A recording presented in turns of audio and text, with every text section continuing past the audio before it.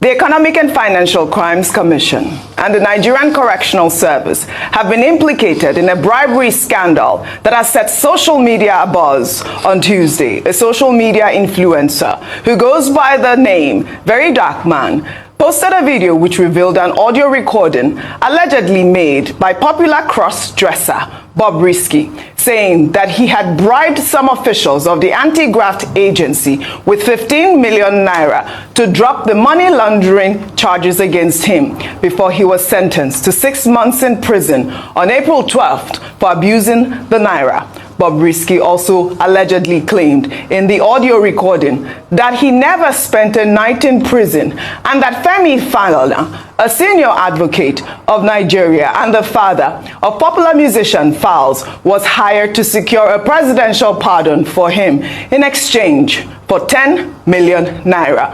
Bribery has, however, denied all the allegations in a post on Instagram on Wednesday, saying that the audio recording is fake. You know, I was on my way to the prison, then my godfather called me and said, "You will not enter that prison, don't worry. Let me make arrangements for an apartment close to the prison. He's going to call the controller in that's overall in Nigeria, in Abuja, and I'm going to talk to them. They shall talk before I come back, Then I took me to one apartment that I must not come out till I finish my sentence. That the Oga said they should come out. The Oga said they should come and keep me here. That I mustn't go like enter data, but nobody should know that I'm not there. Yes. You know. So they said the guy will collect money.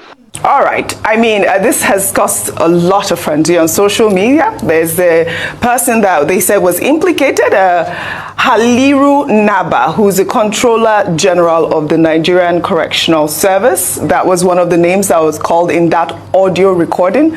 Again, it's still an allegation.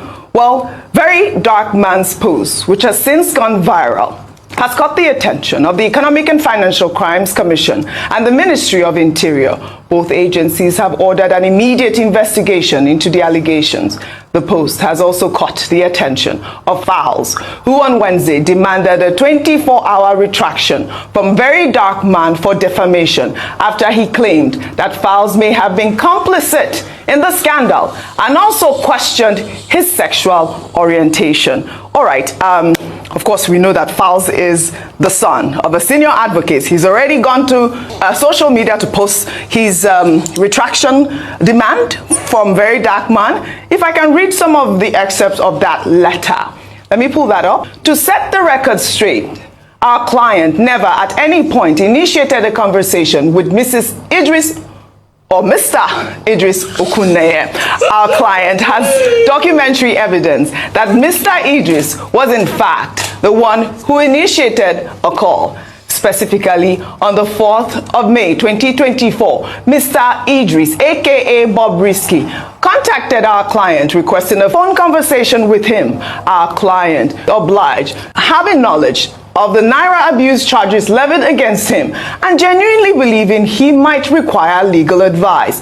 Mr. Idris, aka Bribery, called shortly after, but instead of soliciting legal advice, stated that he was in distress and needed financial assistance of about 3 million naira, which he claimed he needed to pay some officials to be permitted to stay in the VIP section of the correctional center. In the letter, Falana asked for a public apology to be published across all platforms where the false defamation was disseminated. The letter added that there should be a retraction and apology to be issued within 24 hours or would pursue legal actions, including claims for monetary damages. There was another statement that was in that letter, which was the main defamation. Falz had said, without contacting our client, you went ahead, that is Very Dark Man, to publish a careless statement containing multiple allegations, including an insinuation that our client is involved in a homosexual affair and intended to get a presidential pardon for Mr. Idris Okuneye.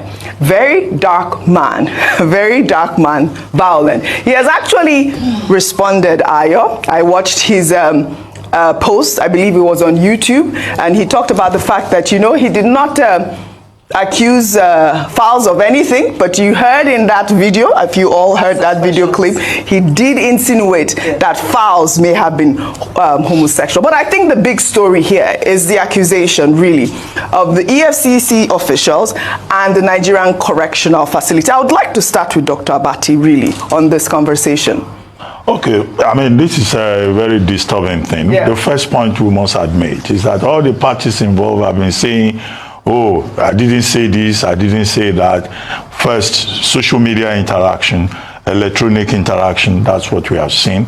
First, to establish that people must know that what you do on a phone or internet or computer and all that, the evidence is admissible in law in Nigeria. Section 84 of the Evidence Act of 2011, and also Section 258 of the Evidence Act. And also, we have the book on electronic evidence in Nigeria. The one of the authorities that I know is that of Justice Alaba Ajileye. So nobody should say, oh, it's not my voice, it's this and that. The court can admit the evidence and investigate it. That's number one. Number two is that a very dark man, I think his name is Victor Esse. He has said, is it Martins? Martins Esse, whatever. That, he didn't say those things. He just asked a question. That is Falz also. No, there's something in law called innuendo. Absolutely. If you just make any unnecessary innuendo that is defamatory per se, you can be called to question. And it is on the basis of that counsel to Falz, that's Mr. Falano Jr., Folani Falano, has said there should be a retraction. What he has said, through his lawyer, Dijade Yonju, that, he didn't say so. Well, he will have, if Folani Falano decides to go to court, he will have to go and defend himself. Yes. Number three, he also alleged that Femi Falano, SAN, was involved in this attempt to procure pardon. In terms of the implication for the justice administration system in Nigeria, that's a very serious matter. Yeah. In that same video, there was evidence, the allusion that Bobrisky, his name is Okuneye, Idris Okuneye, was said to have been sentenced to prison. First, that he procured the reduction of the charges. Yes. And second, that a certain godfather intervened, and instead of going to prison, they paid a certain controller general, and he stayed in a flat. These are very disturbing things about the justice system in Nigeria. But I've seen people who say anything is possible here. After all, we were in this country when a certain person, who shall remain nameless, was in prison, and his wife, he impregnated his wife from prison. And in fact, there was a naming ceremony while he was still in prison. Yeah. How did he get to a position where he impregnated his wife? Immaculate conception. Immaculate conception. This is where I want you to come in, Rufai, really quickly, because this is the bigger conversation. The fact that, our prison system, allegedly so porous. I mean, if you had seen some reports from FIJ, Fushayo Soyombo, he had posted different, there was a time he spent in jail. He went undercover, and he did reveal damning evidence about the fact that our prison system is like this. So that report is out there, and the question is, what will the Minister of Interior do? So generally, he has said that they will order an investigation. We'll see the outcome of that investigation. There are some investigations we're waiting. We're also waiting for the EFCC as regards to 15 million that was said to be given to some EFCC officials to be able to give them, to be able to drop those charges of money laundering. Yes. Because all of us too were surprised when that thing happened, because all of a sudden it was money laundering charges plus Naira flunking. Yes, remember. Then all of a sudden money laundering dropped. Then it was just only Naira flunking before he went in for this. Then also, we will have to have investigations deeply, because we've heard a lot of complaints, especially as regards to prison service, what goes on there. In fact, we've had like 2 people bring letters officially that I have sent to the minister himself as regards the state of our prison and what is really going on there. So we'd like to get to the end of the matter. As regards the very dark man revelation, if Bobrisky is saying that he didn't say all those things, I think we also need to have a private investigation where we subject Bobrisky's voice to forensics. Yes, because there is so that AI. we can get so that we can get a full forensic outlook as regards what happened. And as regards Falz writing that letter saying they should retract, you know, when you look at Very Dark Man's what's it called expose, there were some things he needed to have been careful on. I think just playing the audio will have been adequate. A lot of mistakes were made in the analysis, where he went ahead to cast aspersion and say, oh, this person is defending this person, so they shouldn't go that way. Like Dr. Wati said, he left room for innuendos there. Because when you read Falz's rebuttal, he now gave a full context to the conversation, saying that they were even telling them that you don't need to pay for any pardon. No, so, not for any pardon, for the VIP section. The only conversation they had was a 3 million naira whatever. So he gave some clarity as regards the context in that matter. But all of this too is not ending, because you know all of this really started because of money. The person that released that audio to Very Dark Man was being owed money by Bobrisky. And the money has been paid. And Very Dark Man says he's not going to release the audio. Wait, has the money been paid? Yes, the money has been paid, 4 million naira. He showed the updates. In fact, Bobrisky was calling the person and was even willing to pay. So the money has been paid. I think to get to the nitty-gritty of this matter, because me, I love Wawulets. Very Dark Man said more names were mentioned in the part B of the audio. Very Dark Man, we beg you, with everything we owe, for the integrity and the safety and the love we have for this country, you must release that part 2 of that audio. We need it. We need it. Absolutely. We need to be able to hear more names. We need to be able to get to the end of this matter.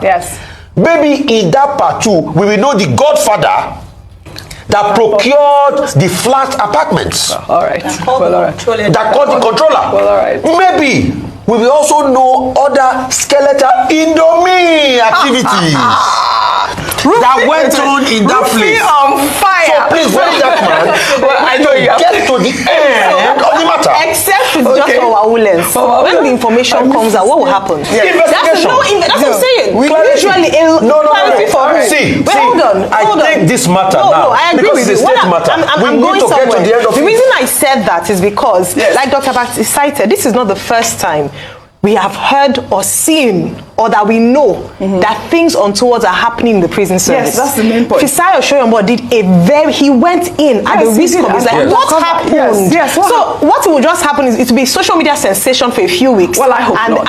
I'm just what has happened in the past? I hope not. But because names have that's what I'm saying is that people say, oh my goodness, did you hear? How many times have exposés been done and nothing has happened? But let me just say something. The spirit behind this as well, and I was going to clarify that. Recall that the reason why he released this audio in the first place was almost tantamount to blackmail of Bobrisky. That's another angle, because he told Bobrisky that if you don't pay me the money, I will release. And then he recorded that audio without the knowledge, I want to assume, of Bobrisky. So there's another thing around there as well, on the side of Bobrisky, that there's blackmail elements there. But we can only say that because Bobrisky has denied the audio. We can only say if he admits confirmed. He's the one. So I'm giving you a way out, Mr. If it's confirmed by forensic expert, that's actually Bobrisky's audio. Then we'll now go into privacy laws. Exactly. Because that one too, we cannot, because people also do it in our country. You have conversation and they record your conversations. Okay, well, all right. Only the court of law can determine all of this. I want to say so that we can end. Made one point too, that justice in this country will seem to be only for the rich people, that the poor do not have access to justice at a theoretical level. But access to justice is an important point. Absolutely. Talking about the legal issues, the dramatist personnel there can sort it out, including the public officials that have been mentioned using their positions to trade.